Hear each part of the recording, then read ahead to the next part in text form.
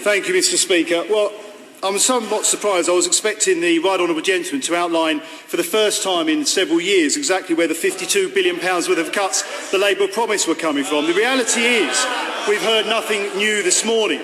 This statement comes after last year's statement set out for local authorities a 2-year settlement, and in fact local authorities are finding this year that, having been predicted over 3%, actually it's a 2.9% reduction this year, dropping to below 2% next year. So it's a good news day for local government.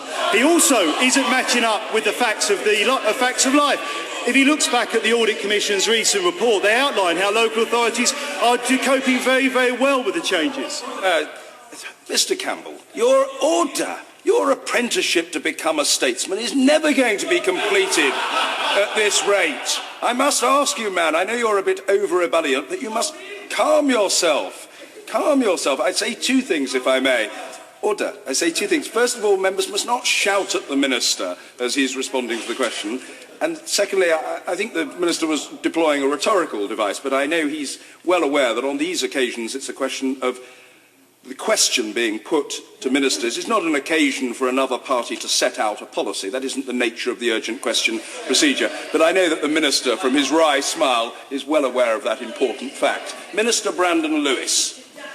Thank you, Mr. Speaker, and a point well made. I think the honourable gentleman is so excited about the local government settlement, as we all are today. It's an exciting day for local government, and